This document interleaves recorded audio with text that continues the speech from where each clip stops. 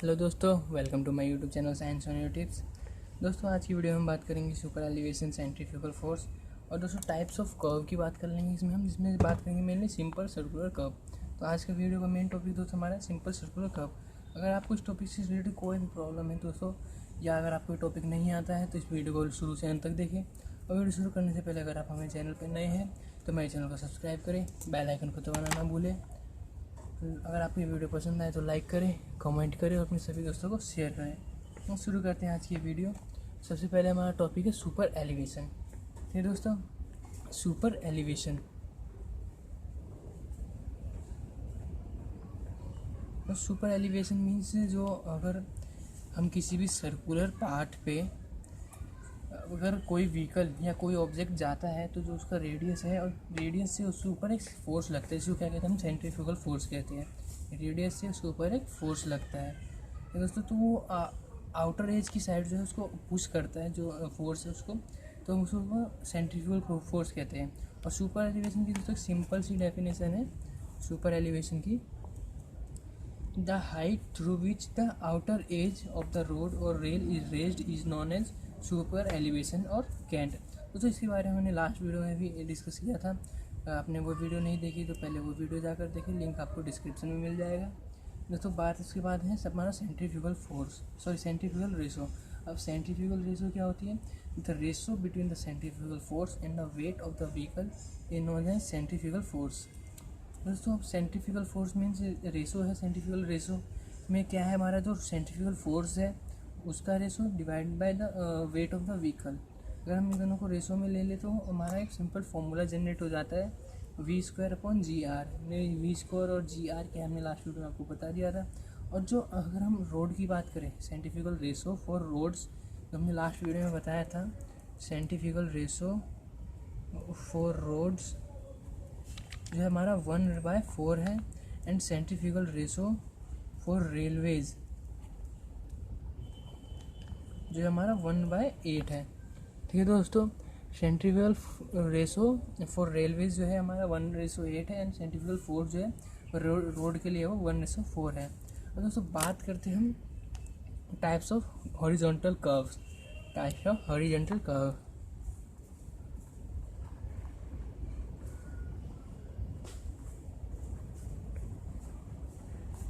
Horizontal curves के कई सारे टाइप्स हो जाते हैं, like simple circular curves, compound curve and reverse curve, transition curve, lemniscate curve.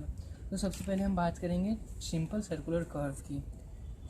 Simple circular curve, तो सिंपल सर्कुलर कर्व से हम समझ सकते हैं इस कर्व के जो हॉरिजॉन्टल कर्व में सबसे simplest form is known as simple circular curve.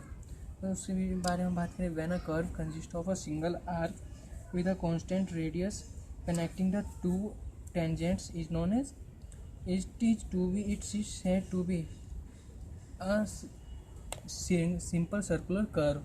ठीक दोस्तों, मीन्स से हमारा क्या है? सिंपल सर्कुलर कर्व किसी भी कर्व में एक सिंगल आर्क हो and with a constant radius, उसको हम क्या कहते हैं? सिंपल सर्कुलर कर्व कहते हैं। दो पॉइंट को जोड़ती है, दो टेंजेंट्स को आपस में कनेक्ट करती हो और एक सिंगल आर्क हो और रेडियस कांस्टेंट हो, उसको हम क्या कहते हैं? Simple circular curve. तो अगर इस वीडियो में हम बात करने वाले सिर्फ सिंपल सर्कुलर कर्व की, तो सिंपल सर्कुलर कर्व में क्या क्या पॉइंट कंसिस्ट होते हैं, नोटेशन, वो हम देख लेते हैं।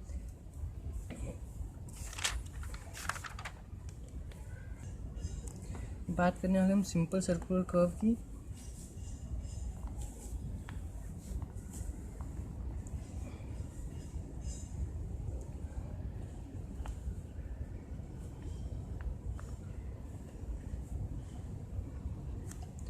तो दोस्तों हमने ये एक कर्व बना लिया जिसमें ये जो है टेंजेंट है हमारा, इस पॉइंट को हम नाम दे देते हैं हमारा बी पॉइंट है, this is our A point and this is our C point.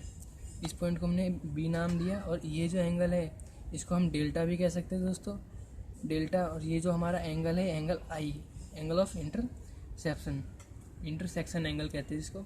And this is known as angle of deflection angle. ठीक है दोस्तों,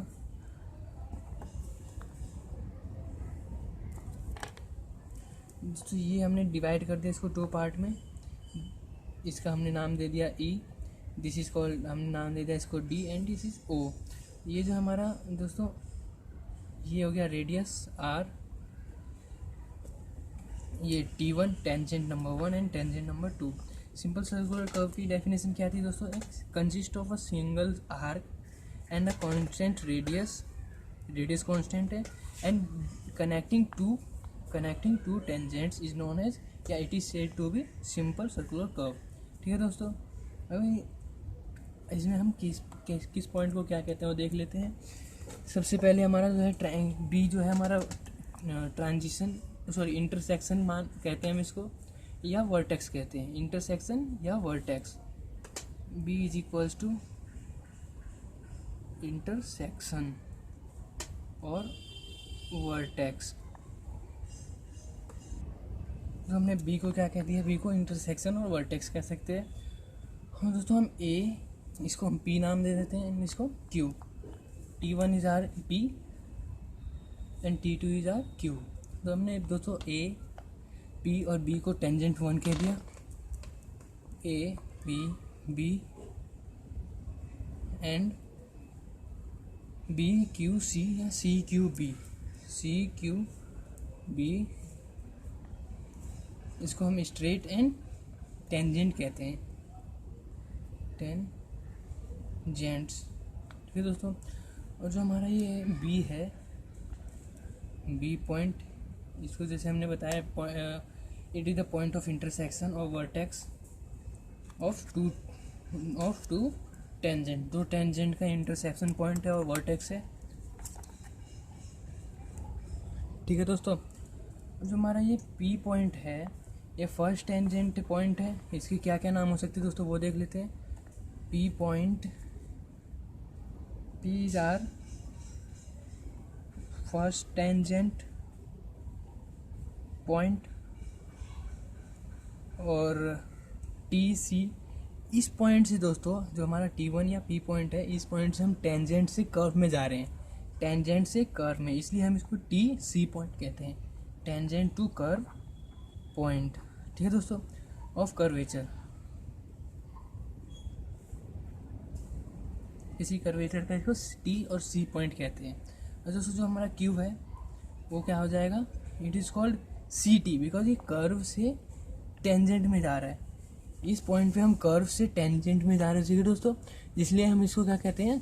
कर्व टू टेंजेंट पॉइंट।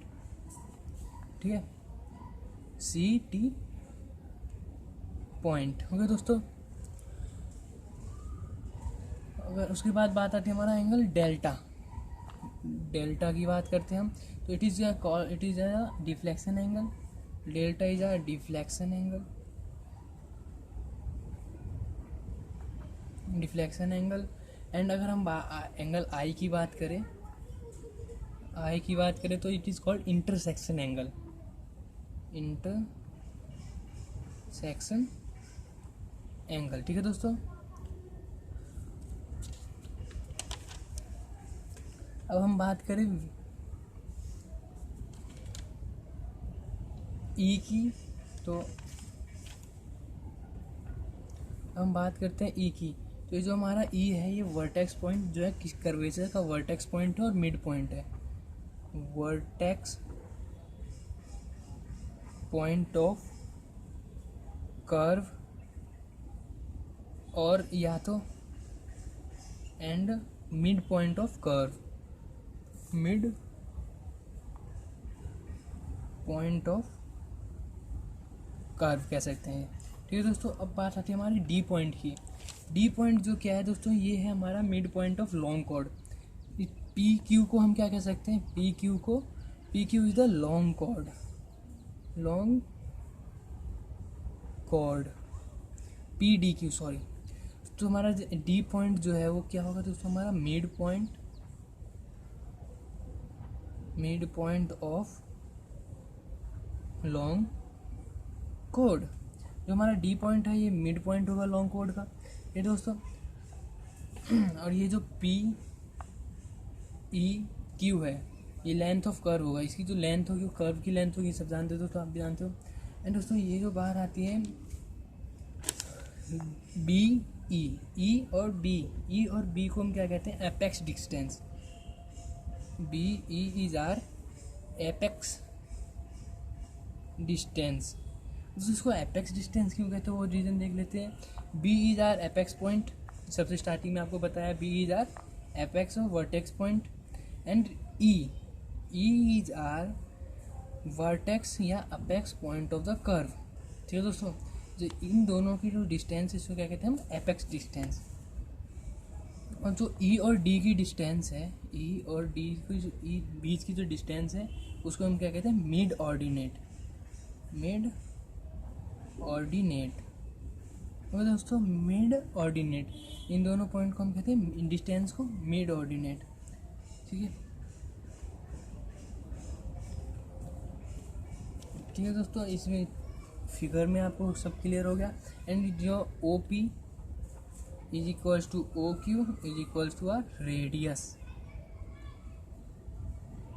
अब दोस्तों ये एंगल अगर डेल्टा है तो हम इस एंगल को कैसे निकालेंगे वो देख लेते हैं। एंगल दोस्तों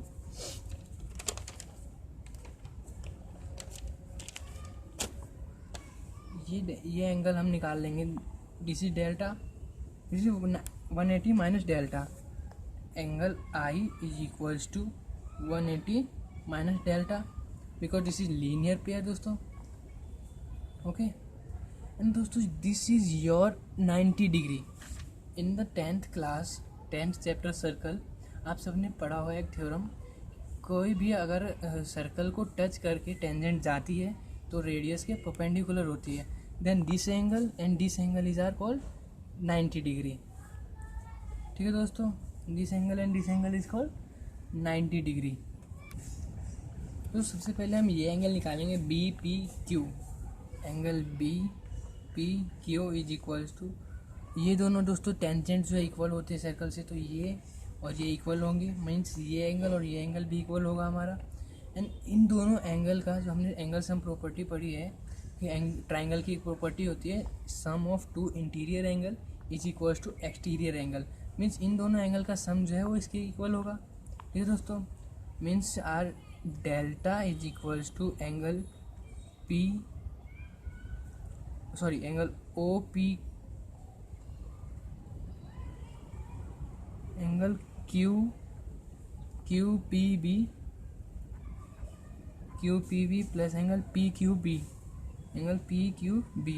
हमारा ये दोनों एंगल सेम है दोस्तों, ये दोनों सेम है, तो delta is equals to 2 angle Q P B ले लिया, 2 से इधर हम आएगा तो डेल्टा बाई 2 हो जाएगा, मीन्स एंगल हमारा क्यू पी बी है जो दोस्तों वो डेल्टा बाई 2 है। ठीक है, ये एंगल जो है हमारा डेल्टा बाय 2, ये भी सेम है दोस्तों, जो है ये भी आएगा डेल्टा बाय 2, और ये पूरा एंगल जो है वो है हमारा 90 डिग्री। आपने थ्योरम पढ़ी होगी 90 डिग्री। फिर दोस्तों ये एंगल जो हो गया हमारा, this angle is R delta by 2। अब हम इस एंगल को निकालेंगे, इस एंगल को फाइंड करेंगे दोस्तों। आपको कैसे फाइंड करेंगे हम देखते हैं। हमने देखा था वो एंगल होता है 90 डिग्री डेल्टा और रेशो उसका, this angle is 90 degree and this angle is delta by 2, so this angle is R 90 minus delta by 2, radius R equal to this angle and this angle is same. ये दोस्तों ये दोनों same हो जाएंगे। इस figure को मैं इधर बनाया था दोस्तों, फिगर